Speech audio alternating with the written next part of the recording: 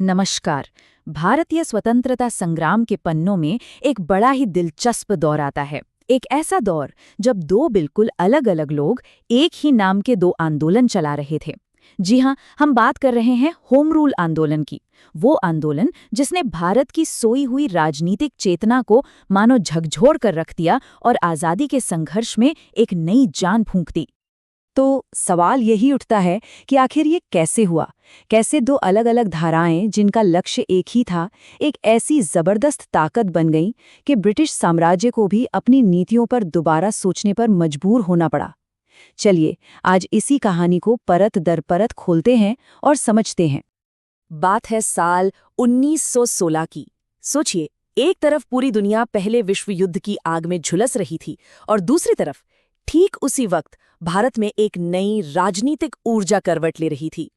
और इस कहानी के एक सिरे पर थे बाल गंगाधर तिलक, एक ऐसा नाम जो अपने गरम राष्ट्रवादी विचारों के लिए मशहूर था और हाँ, अंग्रेजों के लिए एक बहुत बड़ी चुनौती। तो दूसरे सिरे पर थी एनी बेसेंट। देखिए कितनी अलग शख्सियत, एक आयरिश थियोसॉफिस्ट जिन्होंने भारत को ही अपनी कर्मभूमि बना लिया और यहाँ की आज़ादी को अपना मिशन। और इन दोनों को जो बात जोड़ती थी वो था एक साझा सपना, एक शब्द, होम रूल। एक ऐसा शब्द जो बहुत जल्द पूरे देश की जुबान पर चढ़ने वाला था। तो चलिए सबसे पहले ये समझते हैं कि ये होम रूल आंदोलन आखिर शुरू कैसे हुआ। देखिए, इसकी जड़ें जुड़ी थी पहले विश्व युद्ध से। ये असल में उस युद्ध के प्रति भारत का एक जवाब था, एक ऐसा जवाब जिसने नरमपंथी राजनीति के दौर को पीछे छोड़ दिया और एक ज्यादा आक्रामक राष्ट्रवाद की शुरुआत की। तो ये होम रूल शब्द, इसका मतलब क्या था आखिर? बहुत आसान भाषा में समझें तो इसका मतलब था स्व शासन, मतलब अपना राज। पर हाँ, एक बात ध्यान रखने वाली है, ये पूरी आज़ादी की मांग नहीं थी।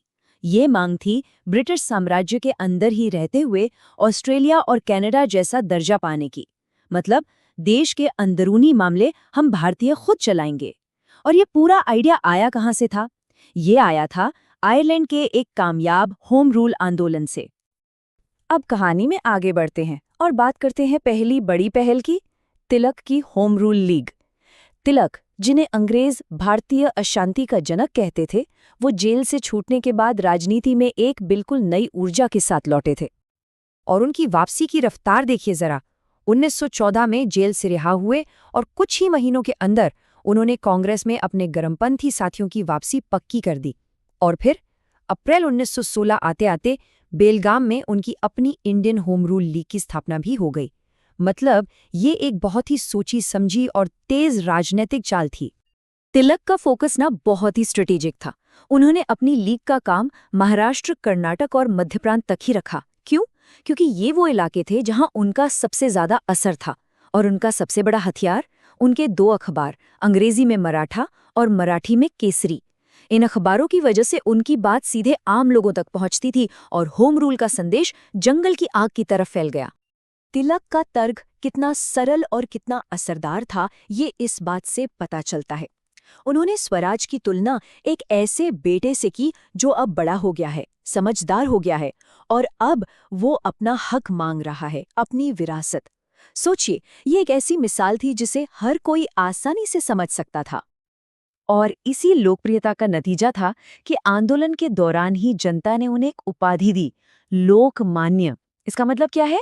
लोगों द्वारा मान्य या लोगों द्वारा स्वीकृत नेता। ये वाकई एक बहुत बड़ा सम्मान था। तो ये तो थी कहानी की एक साइड। अब आते हैं दूसरे हिस्से पर, क्योंकि ठीक इसी वक्त एक और शख्सियत, एक और बड़ी हस्ती इसी लक्ष्य के लिए काम कर रही थी, एनी बेसेंट। जैसा हमने पहले कहा, उनका बैकग्राउंड तिलक से बिल्कुल अलग था, पर मंजिल एक ही थी। एनी बेसेंट भी आप देखिए तिलक के साथ साथ ही काम कर रही थी। एक तरह से पैरेलल चल रहा था सब कुछ। 1914 में उन्होंने अपने अखबार द कॉमनवेल्थ से अपना अभियान शुरू किया। उन्होंने भी कांग्रेस में गरमपंथियों की वापसी के लिए काफी जोर लगाया। और फिर तिलक की लीग बनने के बस 5 महीने बाद सितंबर 1916 में उन्होंने मद्रास में अपनी all India home rule league की स्थापना कर दी। यहाँ एक बड़ा फर्क था। तिलक की लीग जहाँ कुछ खास इलाकों पर फोकस्ड थी, वहीं बेसेंट की लीग का नजरिया ऑल इंडिया यानी अखिल भारतीय था। इसका हेडक्वार्टर मद्रास के अडियार में था और इसका काम उन सभी इलाकों में था जहां तिलक की लीग एक्टिव नहीं थी, मतलब बाकी का पूरा भारत। और जॉर्ज अरुंडेल और बीपी वाडिया जैसे उनके साथियों ने इस आंदोलन को देश के कोने कोने तक पहुंचाने में बहुत अहम रोल निभाया। तो अब सीन ये था कि देश में दो दो होम रूल लीग एक साथ ब्रिटिश सरकार पर दबाव बना रही थीं। ये एक ऐसा राजनीतिक तूफान था जिसके लिए शायद सरकार तैयार नहीं थी, और फिर सरकार ने जल्द ही एक ऐसा कदम उठाया जिसने इस आग में घी डालने का काम कर दिया। सरकार ने एक बहुत बड़ी गलती कर दी।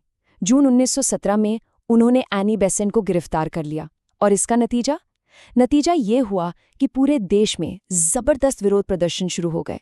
हालात इतने गंभीर हो गए कि सर एस सुब्रमण्य अय्यर जैसे बड़े और सम्मानित व्यक्ति ने विरोध में अपनी नाइटहुड की उपाधि लौटा दी। अब दबाव इतना बढ़ गया था कि अंग्रेजों को आखिरकार झुकना पड़ा। 20 अगस्त 1917 इस तारीख को उन्हें मॉन्टेग्यू घोषणा करनी पड़ी, जिसमें भारत में धीरे धीरे स्वशासन देने का वादा किया गया। ये इस आंदोलन की एक बहुत बहुत बड़ी जीत थी। अब इस मॉन्टेग्यू घोषणा के बाद आंदोलन की रफ्तार थोड़ी धीमी जरूर पड़ गई, लेकिन इसने भारतीय राजनीति का नक्शा हमेशा हमेशा के लिए बदल दिया था।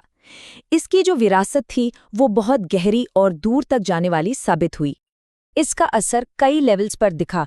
पहली बात, इसने राष्ट्रीय आंदोलन में एक नई जान फूंक दी।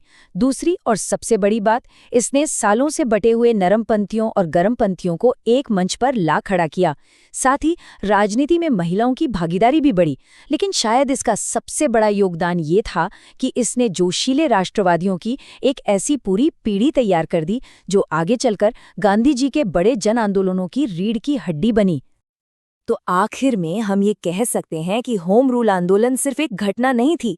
नहीं, ये एक पुल था, एक ब्रिज, जो अतीत की सिर्फ पढ़े लिखे लोगों की बंद कमरों वाली राजनीति को भविष्य के विशाल सड़कों पर होने वाले जन संघर्षों से जोड़ता था। सच कहें तो इसी आंदोलन ने भारत को गांधी युग के लिए तैयार किया। अच्छा, अब उन सभी के लिए जो परीक्षाओं की तैयारी कर रहे हैं, आइए फटाफट इन दोनों लीग के बीच जो मुख्य अंतर हैं उन पर एक नज़र डाल लेते हैं। ये कंपैरिजन आपको ज़रूरी फैक्ट्स याद रखने में बहुत मदद करेगा। तो मुख्य अंतरों को अगर हम देखें, तिलक की लीग शुरू हुई अप्रैल 1916 में, जबकि बेसेंट की लीग 5 महीने बाद यानी सितंबर 1916 में। तिलक का कार्यक्षेत्र महाराष्ट्र, कर्नाटक और सेंट्रल प्रोविंस जैसे इलाकों तक ही था, जबकि बेसेंट की लीग बाकी पूरे भारत को कवर करती थी। तिलक के मुख्य अखबार थे मराठा और केसरी, तो वहीं बेसेंट के अखबार थे न्यू इंडिया और द कॉमनवेल्थ। तो ये कुछ ज़रूरी पॉइंट्स हैं जिन्हें याद रखना चाहिए। हम लॉजिक लैडर इंस्टीट्यूट की टीम है और हमारा काम है सभी प्रतियोगी और स्कूल परीक्षाओं के लिए गुणवत्तापूर्ण अध्ययन सामग्री प्रदान करना। ऐसे ही और विषयों को समझने के लिए कृपया लाइक, शेयर और सब्सक्राइब करें। कोई भी सवाल या सुझाव हो तो कमेंट्स में ज़रूर बताइएगा। जुड़ने के लिए धन्यवाद।